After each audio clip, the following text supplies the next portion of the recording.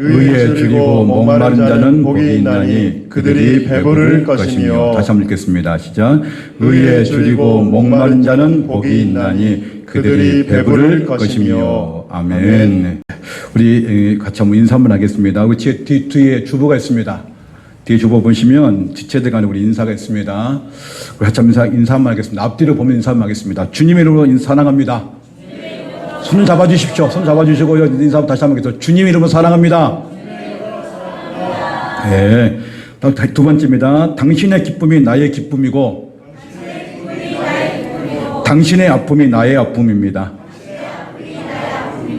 나의 삶은 먹든지 마시든지 무엇을 하든지 하나님의 영광 위하여 살겠습니다. 네 번째입니다. 샘물교회는 사랑과 은혜가 있습니다. 샘물교회에서 함께 예배드릴 수 있어서 기쁩니다. 아멘. 아멘.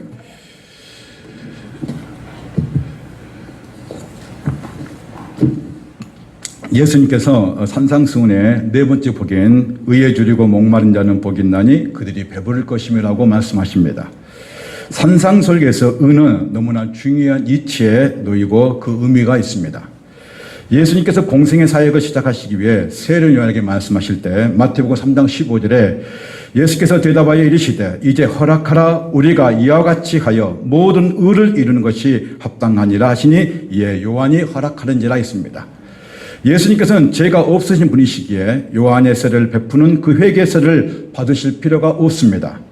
예수님께서 인간을 구원하시기 위해 사역을 시작하시기에 앞서 요한의 세례를 받으심으로써 세례를 통한 구원의 의를 이루시겠다고 예수님께서는 말씀하셨습니다. 마태복음 5장 6절에도 의에 줄이고 목마른 자는 복이 있나니 천국이 그들의 것이라고 말씀하셨습니다. 그리고 20절에서도 내가 너희에게 이르노니 너희의 의가 서기관 바리새인보다 더 낫지 못하면 결코 천국에 들어가지 못한다고 말씀하십니다. 바리새인들은 구약의 율법을 지킨다고 했지만 율법보다 사람의 전통이나 조상의 전통을 더 중요시했습니다. 그래서 입술로는 하나님을 사랑했지만 마음에서는 하나님에 대해서 멀어졌습니다. 그래서 율법으로는 사람이 의롭다 할 수 없게 되었기 때문에 예수님께서는 바리새인들의 형식적인 율법으로 의를 구원을 얻을 수 없고 천국에 들어갈 수 없다고 분명히 말씀하십니다. 그래서 제자들에게 너희의 의는 서기관과 바리새인들보다 더 나은 의를 제자들에게 요구하고 있다는 것입니다. 예수님께서 마태복음 6장 1절에 사람에게 보이려고 그들 앞에서 너희의 의를 행하지 않도록 주의하라. 그리하지 아니하면 하늘에 계신 너희 아버지께서 상을 받지 못하리라고 말씀하십니다. 여기서 사람에게 보이려고라는 말이 있는데 이것은 의도적으로 형식적으로 사람들에게 자신의 의롭다는 것을 보여주는 것을 그 보여주는 행위를 말씀하고 있습니다. 외식된 행위가 무엇을 나타내느냐 세 가지를 보여주는데 첫 번째는 구제입니다. 두 번째는 기도입니다. 그리고 마지막은 금식에 대해서 예수님께서는 외식하지 말아라, 형식적으로 드리지 말아라 하면서 말씀하고 있습니다. 이런 사람들은 하나님께서 상을 받지 못한다고 말씀하고 있습니다. 어떤 사람일까요? 기도하는 척, 금식하는 척, 구제하는 척, 이런 척하는 행위를 금지하고 있다는 것입니다. 하나님께서는 사람의 예물을 보시는 분이 아니시다. 사람의 마음의 중심을 보시는 분이기 때문에 그렇습니다. 하나님께서는 그 사람의 목적과 순수한 마음과 동기의 가정까지 보신다는 것입니다. 그러므로 예수님이 말씀하시는 의는 최종적으로 어디까지 요구하시느냐? 그것은 6장 31절에 그러므로 염려하여 이르기를 무엇을 먹을까 무엇을 마실까 무엇을 입을까 하지 말라. 그런즉 너희는 먼저 그의 나라와 그 의를 구하라. 그리하면 이 모든 것을 너희에게 더 하시겠다고 말씀하십니다. 다시 한번 읽어보시면 31절에 무엇을 하지 말라고 말씀하고 있습니까? 뭘 염려하지 말라 했습니까? 이 의식주를 뭐 하지 말라고요? 염려하지 말라고 말씀하고 있습니다. 그런데 바로 그 뒤에 예수님께서 너희가 할 것이 있다. 너희가 더 할 것이 있다는 것이 있습니다. 그게 뭐냐면 그의 나라와 그 의를 먼저 뭐냐면 구하라는 것입니다. 예수님께서는 이 땅에서 안정을 추구하지 말고 먼저 그의 나라와 그 의를 구하면 하나님께서 너희의 그 의식의 모든 문제를, 필요를 채워주신다고 약속하시고 말씀하셨습니다. 예수님께서 너희는 먼저라고 말씀하시는데 그 먼저가 뭐냐? 첫 번째보다 위에 놓는 것입니다. 우선순위를 말하는 것입니다. 너희가 먼저 구하는 것은 나머지 일은 덜 관심 갖고 덜 중요하다는 것이 아니라 다른 것이 먹는 거, 마시는 거, 입는 것도 중요하지만 그보다 더 중요한 것이 뭐냐? 하나님의 나라와 그 구원을 위해서 너희가 구하라고 말씀하고 있다는 것입니다. 그것이 너희들의 우선순위라고 말씀하고 있다는 것입니다. 예수님께서는 그의 의를 구하라는 것은 하나님의 나라는 예수 그리스도의 구원의 말씀을 선포될 때 이루어지는 것이고 그의 의가 바로 구원의 의라고 예수님께서는 말씀하십니다. 우리가 한번 생각해 볼까요? 예수님께서는 어부인 베드로와 그리고 그 제자들을 예수님의 제자로 불렀습니다. 그리고 공생의 사역을 3년 동안 제자들이 같이 사역할 때 배고파서 이삭을 따먹은 적이 있어도 이 제자들이 굶어서 옷이 없어서 마실 것이 없어서 걱정하면서 사역을 했다는 것은 아무것도 없습니다. 오직 제자들은 처음에는 실패했지만 부활의 주님을 만난 이후에는 먼저 그의 나라와 그 의를 구하면서 주님의 뒤를 따르면서 사역을 했다는 것입니다. 그렇다면 예수님께서 말씀하시는 그 의의 의미가 무엇일까? 크게 두 가지를 의미를 두고 있다는 것입니다. 첫 번째는 구원의 의입니다. 두 번째는 순종의 의를 두고 있다는 것입니다. 예수께서 말씀하신 그 의에 대한 부분은 첫 번째 구원의 관점에서의 의를 말하고 있는 것입니다. 그래서 5장 6절에 우리 같이 다시 한번 읽어볼까요? 5장 6절 시작. 의에 줄이고 목마른 자는 복이 있나니 그들이 배부를 것임이 했습니다. 여기서 이 말씀의 그 첫 번째 그 의가 뭐라면 구원의 의입니다. 의는 헬라어로 디카오시네라는 뜻인데 공의와 정의를 의미하는데 하나님의 의는 이 땅에 사는 죄인들을 향한 심판이고 또 한편으로는 죄인들을 구원하시는 하나님의 행임을 말씀하고 있습니다. 예수님께서 의에 줄이고 그 의를 줄이란 말은 의를 배고파하고 목말라 하는 자에게는 반드시 복이 있다고 말씀하고 있는 것입니다. 이게 무슨 말씀일까요? 우리 스스로는 예수님을 믿을 수가 없는 사람이었습니다. 그러나 하나님께서 창세전에 저와 여러분을 선택하셔서 구원하시기로 작정된 자들입니다. 나는 선택받았지만 어떤 사람에게는 유기된 상태로 내버려둠을 당하다가 삶을 마감한 사람들이 있다는 것입니다. 이러한 사람들은 참으로 불행한 사람이라는 것입니다. 선택받은 우리가 죄인으로 천국문에 이르지 못하는 삶을 살다가 가는 존재가 아니라 나를 선택하시고 나를 구원하시기로 작정하신 하나님의 마음을 아는 사람들이 이 감격에 못 이겨 예수님께서 나를 위한 그 사랑이 얼마나 큰지를 그리고 그 사랑이 그 넓고 그 크신 사랑을 우리가 감당할 때 그것을 느낄 때 그리고 그것을 감사할 때 우리는 배부르고 배고파하고 목말라는 그런 마음으로 우리는 주님이 주신 그 큰 은혜를 우리가 누리며 삶을 살 수 있다는 것입니다. 하나님의 공의는 누구든지 예수 그리스도를 믿음으로 주님을 영접한 자들에게 그리고 입술로 나의 주님으로 시인한 자들에게 주어진 구원입니다. 이 구원은 예수님 우리가 주시는 이 구원은 절대로 값싼 구원이 아닙니다. 그냥 예수님을 믿었기 때문에 주어진 구원이 아닙니다. 성경은 절대로 그렇게 말씀하시지 않습니다. 누구든지 예수 그리스도를 나의 구원자로 나의 하나님을 믿는 자들에게 주어진 구원이라는 것입니다. 그래서 여러분의 마음 가운데 내가 만난 그 예수님을 무엇으로 시인하느냐? 나의 주님, 나의 구원자, 나의 하나님으로 고백한 자들에게는 주님께서 그 구원의 문이 열려 있다고 말씀하고 있다는 것입니다. 그렇다면 오늘날 불신자나 신자들에게 하나님의 의에 목말라 하고 있는가인 것입니다. 자신의 구원에 대해 목말라 할까 하는 것을 우리가 한번 생각해 봐야 한다는 것입니다. 신자는 구원을 받는 사람으로서 삶에서 도덕적인 행실로 윤리적인 삶으로 반드시 나타나야 하는 것이고 불신자는 자신이 예수를 믿지 않으므로 구원받지 못하고 천국문에 이르지 못한다는 것을 가슴 아파하고 구원받기를 갈망하고 목말라 해야 하는데 이 구원에서 모르기 때문에 목말라 하지 않는다는 것입니다.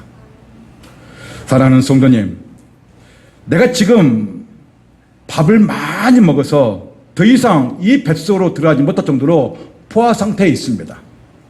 조금만 더 먹으면 헛구역질 할 정도로 너무나 많이 먹어가지고 이 배에 가득 찰 때가 있을 것입니다.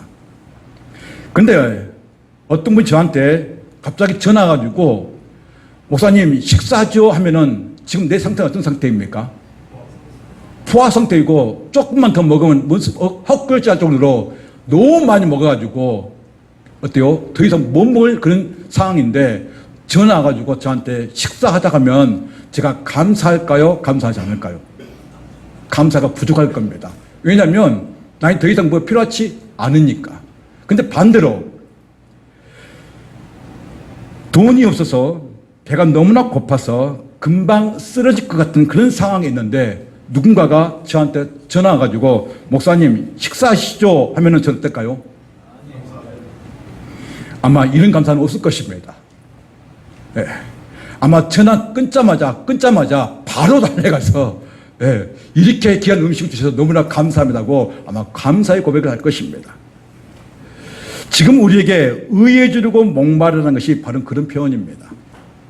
지금 내가 받는 이 구원의 감격이, 내가 받는 이 은혜가 하나님의 은혜로 충만한지, 그래서 그 충만한 은혜로 감사가 나오는지, 아니면 불평과 불만으로 사로잡혀서 아직도 무엇인가 채워져야 하는 그런 부족함으로 살아가고 있는지 우리가 다시 한번 돌아봐야 한다는 것입니다.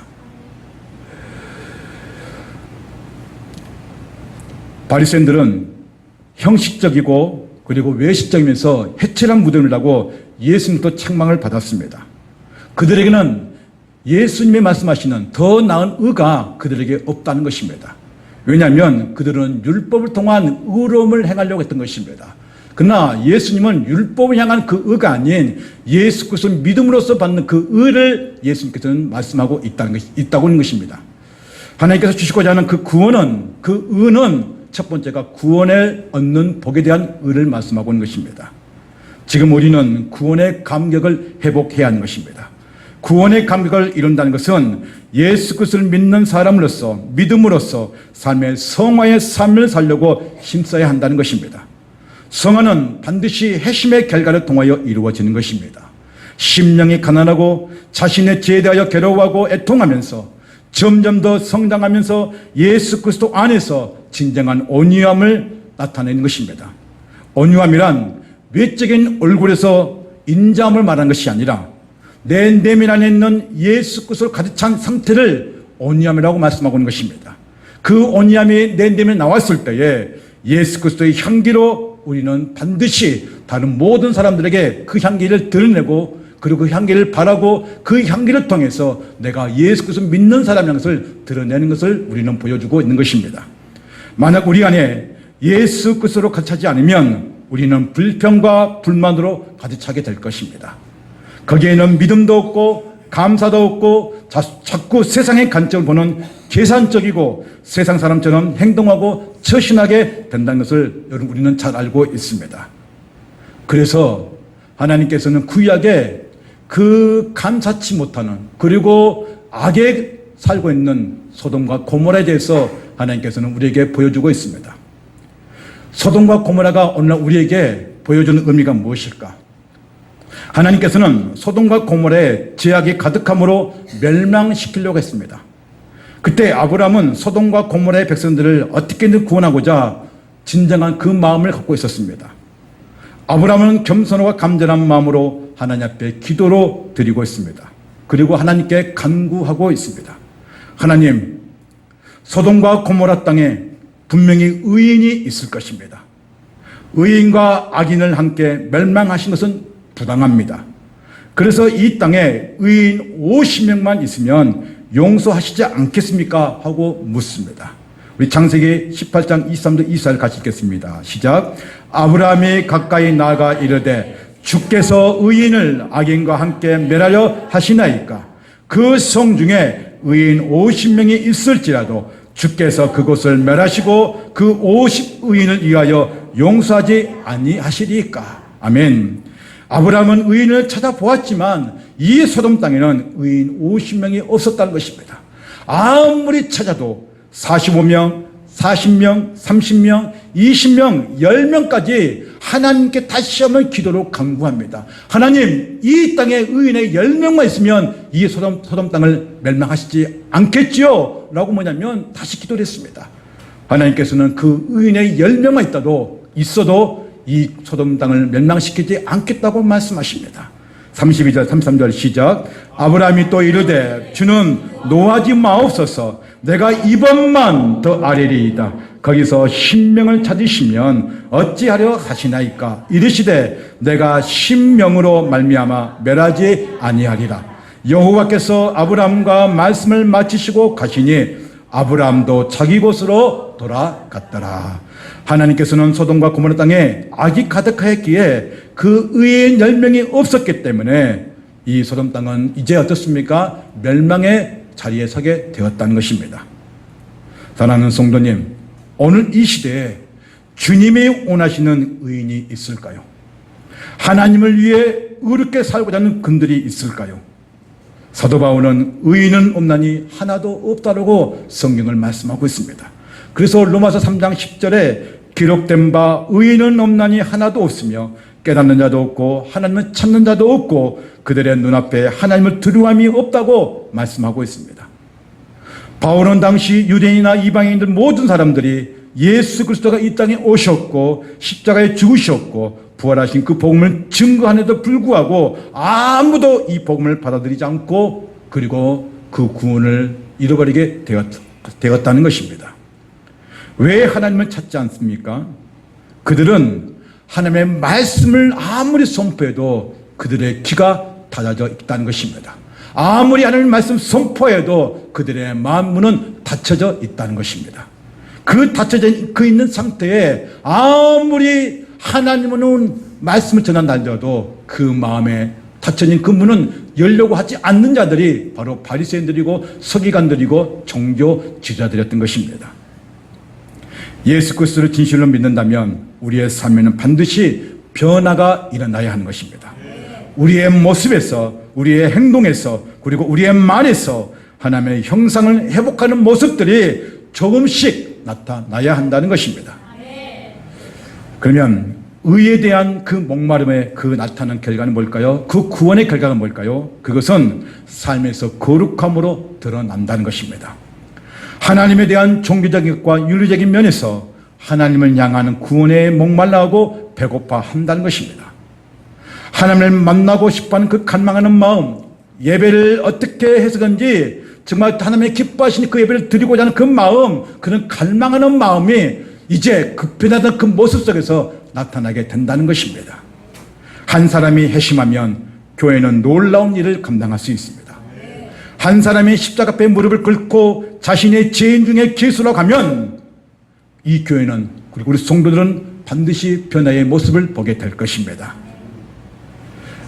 그러나 아직도 우리가 1년 전 모습과 그런 태도로 5년 전, 10년 전 그 태도로 여전히 변하지 않는 모습으로 신앙생활을 하고 있다면 우리는 우리 스스로를 보면서 마음이 괴로워해야 하는 것입니다.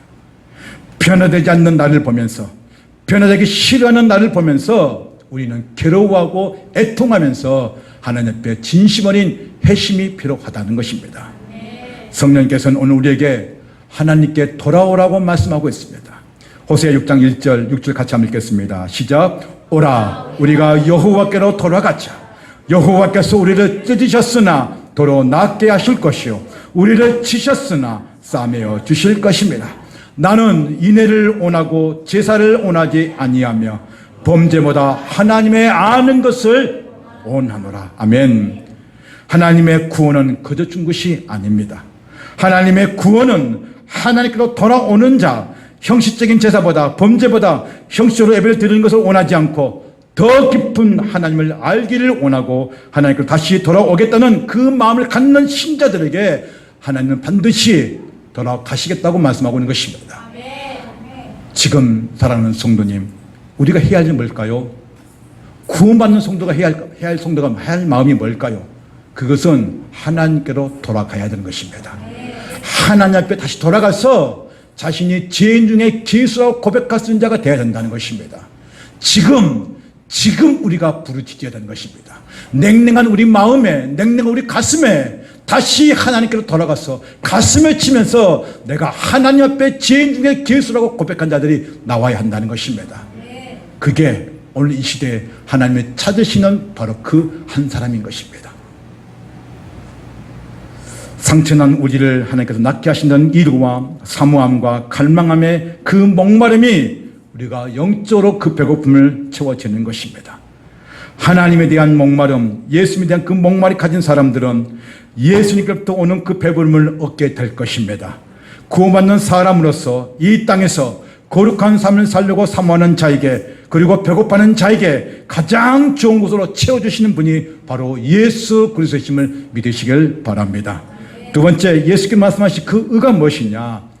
두 번째 그 의는 순종을 요구한다는 것입니다. 의에 주리고 목마른 자는 하나님의 뜻에 순종하고자 하는 배고픔과 목마름입니다. 예수님께서 상상수훈에 말씀하시고자 한 것은 제자들에게 구호만 가지고 외치라고 준 말씀이 아닌 것입니다. 바리새인과 서기관과 종교지도자들에게 예수님 말씀이 불순했기 때문에 그보다 더 나은 의를 요구하고 있다는 것입니다.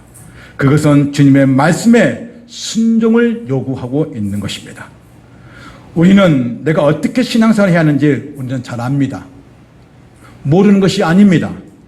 문제는 말씀으로 살아보겠다는 순종의 의지가 없고 부족하다는 것입니다. 그래서 마태복음 5장에서 7장까지 산상수훈에 예수께서 말씀하실 때 제자들에게 요구하는 것은 실천적인 믿음을 요구하고 계신다는 것입니다. 그래서 마태복음 7장 16절에서 20절 같이 한번 읽겠습니다. 시작.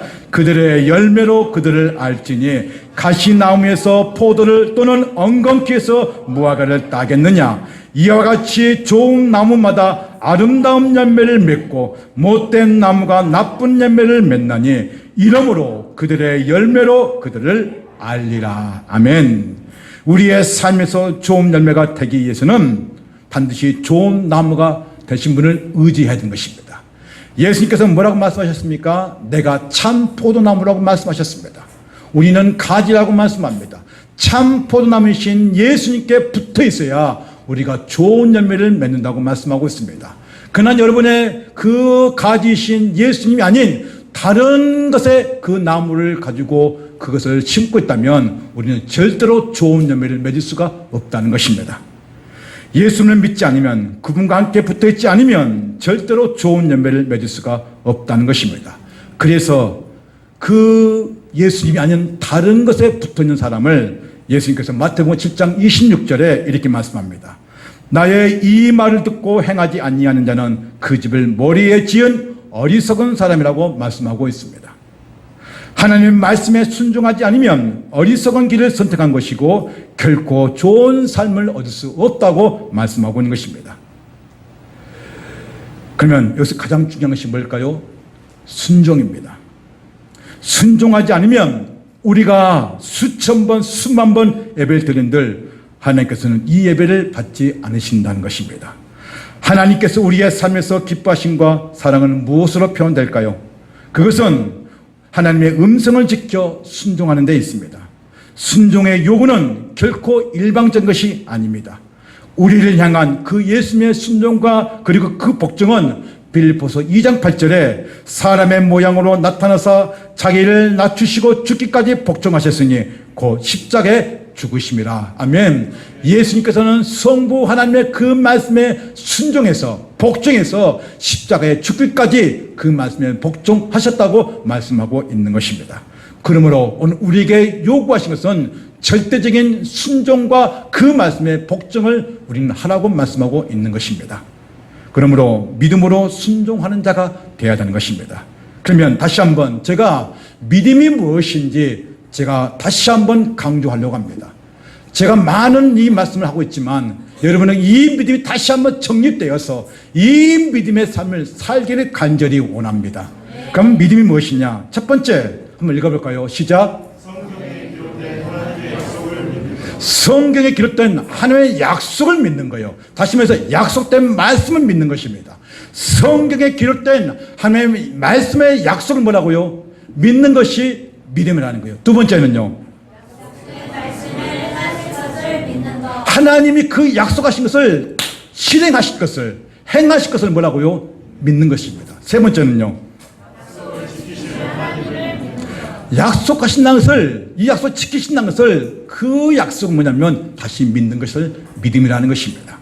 그래서 히브리서 11장 1절에 믿음은 바라는 것들의 실상이요 보이지 않는 것들의 증거라고 분명히 말씀하고 있습니다.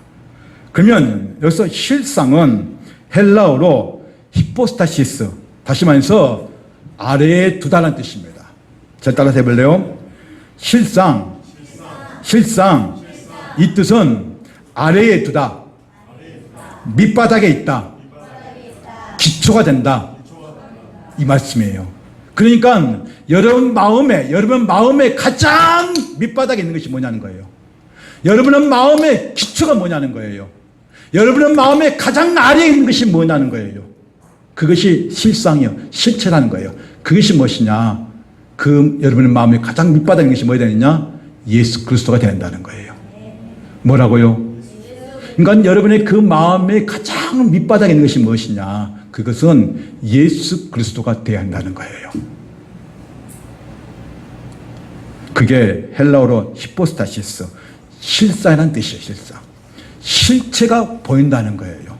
하나님의 약속하신 것을 믿는 것을 말하는 거예요. 그래서 이렇게 되는 겁니다. 요한복음 14장 1절에 아무것도 근심하지 말라. 하나님을 믿으니 또 나를 믿으라. 근심하지 말라. 하나님을 믿으니 또 나를 믿으라. 그럼 이 말씀 뭐라고요? 그대로 믿으라는 거예요. 다시 말해서 이 말씀 그대로 뭐냐면 확신하라 이 말이에요. 자, 다시 보세요. 하나님이 여호수아에게 이스라엘 데려갈 때 두려워하지 말라, 놀라지 말라, 나는 너의 하나님이 될 것이다, 내가 너와 함께 할 것이다 말씀하셨습니다. 그럼 이 말씀 그대로 하셨죠? 그럼 이 말씀 뭐라고요? 내가 믿는 거예요. 믿는 거. 약속하신 것을 믿는 것을 뭐라 한다고요? 믿음이라는 거예요. 그러니까 성경에 기록된 모세에게, 여호수아에게, 아브라함에게, 선지자에게, 바울에게, 베드로에게 그 말씀하셨던 그 말씀을 100% 신뢰하고 의지하는 것을 뭐라 한다고요? 믿음이라는 거예요. 그러니까 무엇을 먹을까, 무엇을 마실까, 무엇을 입을까를 뭐하지 말아라. 말라 했죠. 근데 먼저 그 나라와, 그럼 여러분 이제부터 뭐 해야 될까요? 그 말씀을 믿어야 됩니다. 그러니까 이 말씀을 더해진다는 것은 너희가 지금 고민하고 있는 그 의식주, 먹는 거, 마시는 거, 입는 것은 뭐냐면 염려하지 말라는 거예요. 이것은 제가 말한 것이 아니라 주님이 말씀하신 거예요. 주님이 말씀하셨잖아요. 여호와 라파, 나는 너희를 치료하는 여호와라. 아멘. 그럼 반드시 뭐 한다는 거예요? 치료하신 것을 믿고 우리는 구하는 거라 이 말이에요. 이게 약속이에요, 약속. 그걸 뭐라 한다고요? 그 믿음이라고요, 그 믿음. 그냥 믿습니다 이게 아니라 허공을 치는 그런 의미를 모르는 그 믿음이 아니라 이 기록된 말씀을 내가 그대로 믿고 확신하고 드러낼 때 믿음은 바라는 것들의 실체 보여진다 이 말이에요. 그게 내 실체라는 것은 내 삶으로 보여주신다 이 말이에요. 뭐가요? 그 말씀 그대로. 이게 뭐라 한다고요? 믿음이라고요. 여러분, 사랑하는 성도님들이 지금 믿음 생활을 하고 있습니다. 우리는 믿는다고 말하고 있습니다. 그러나 그 믿음의 실체가 눈에 보여지기 위해서는 뭐 해야 되느냐? 다시 이 성경에 기록된 말씀을 뭐냐면 확신하고 그 말씀대로 내 머릿속에 인식하라는 거예요. 인식하라는 거. 그래, 오늘 먹는 거, 마시는 거, 입는 거 걱정하지 말아야겠지. 그러나 오늘 반드시 이 말씀을 지킬 거야 하고 그 하루는 염려하지 않는 거예요. 그게 그날 하루 믿음을 사는 거예요. 그러니까 우리는 그날 그 말씀을 의지해서 살아갈 때 믿음의 실체가 되고 보이지 않는 증거가 된다는 거예요. 여러분의 마음이 깊숙한 곳에 그 마음의 밑바닥에 예수 그리스도의 믿음이 되시길 주님을 축원드립니다. 줄이고 목마른 자에게 주시는 복이 뭘까요? 그들이 배가 부르게 된다는 것입니다. 의에 줄이고 목마른 자는 복이 있나니 그들이 배부를 것이라고 말씀합니다. 예수님께서 제자들에게 너의 심령이 가난함을 첫 번째 말씀하셨습니다. 그것은 하나님이 공급하시지 않으면 살 수 없습니다. 하나님이 도우시지 않으면 아무것도 할 수 없다는 그런 심령의 그 가난함이 나타날 때 그 마음에 하나님밖에 없기 때문에 자신하는 그 애통하는 마음, 그 죄의 모습 볼 때 가슴을 치면서 우리는 애통하게 된다는 것입니다. 그 애통함을 통해서 나타나는 것이 뭔지 아십니까? 그것은 내면의 그 강력한 힘, 온유함이 드러나게 된다는 것입니다. 그 내면의 그 강한 힘, 예수 그리스도를 통한 그 강한 힘이 나타날 때, 그 온유함이 드러날 때, 그때서야 내가 의에 주리고 그 목마름을 통해 하나님의 주시는 공급하시는 그 배분을 채워지게 된다는 것입니다. 그러므로 저와 여러분의 가장 중요한 내면의 강력한 힘이 무엇이냐? 여러분의 그 마음의 가장 기초가 무엇이냐? 밑바닥에 가장 갖고 있는 힘이 무엇이냐? 그것은 예수 그리스도 가득 차 있어야 된다는 것입니다. 그래야 세상을 이길 힘이 여러분에게 있는 것입니다. 사랑하는 성도님, 사도 바울이 자신이 골로새 서신서를 마감하면서 정리를 싹 하다가 자신과 함께 동행했던 자들이 있었습니다. 바울과 함께 동행했던 자들에 대해서 너무나 고마운 마음으로 자신의 같이 동행했던 자들의 이름을 리스트를 올립니다.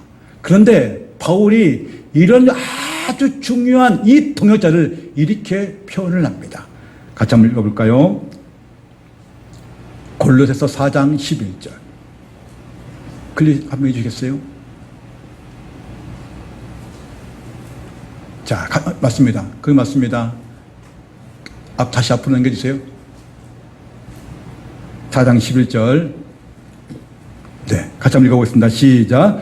유스도라 하는 예수도 너희에게 문안하느니라. 그들은 할레파이나 이들만은 자 하나님의 나라를 위하여 함께 역사하는 자들이니 이런 사람들이 나의 위로가 되었느니라. 자, 여기 뭐라 표현하고 있습니까? 하나님의 나라를 위하여 함께 역사하는 자들. 이 표현이 무슨 표현일까요? 바울은 자신과 함께 했던 믿음의 동역자들, 목숨까지도 내놓았던 동역자들을 이름을 부릅니다. 그러나 수많은 사람들이 바울과 함께 했지만 바울을 위해 헌신했던 사람들은 극히 적었다는 것입니다. 수고하고 헌신했던 동역자들을 생각하면서 이렇게 표현합니다. 하나님의 나라를 위하여 함께 역사하는 자들이라고 말하고 있습니다. 이 사람들이 바로 바울의 위로자라고 고백하고 있습니다. 그러면서 성경에 이런 인물들을 말하는데 두기고, 오네시모, 디모데, 누가, 아리스타고, 마가, 에바브라라고 이름을 거론하면서 이분들이 하나님의 나라를 위하여 함께 역사하는 자들이었고 이분들이 나를 위로를 해줬다고 고백하고 있습니다. 이 말의 표현 안에는 그들의 헌신과 눈물과 고난과 아픔이 숨겨져 있다는 것입니다. 사랑하는 성도님, 우리 샘묵교회 성도님들이 예수님으로부터 그리고 함께 동행하는 목회자에게서 샘묵교회 성도는 주님의 교회를 위해 하나님의 나라를 위해 역사하는 자들이었고 이분들이 나의 이루자였다고 들을 수 있는 귀한 분 되시기를 주님을 축원드립니다. 예수님은 이런 의를 가진 자들이 의에 줄이고 목마른 자라고 고백하고 있습니다. 이들이 영적으로 배부른 자고 부유한 자라고 말씀하고 있습니다. 사랑하는 성도님, 이 한 주간도 의에 줄이고 목마른 자가 되어 모든 공급이 예수 그리스도를 통하여 공급되어지고 구원받는 자로서 순종하는 데까지 이르기를 주님으로 축원드립니다.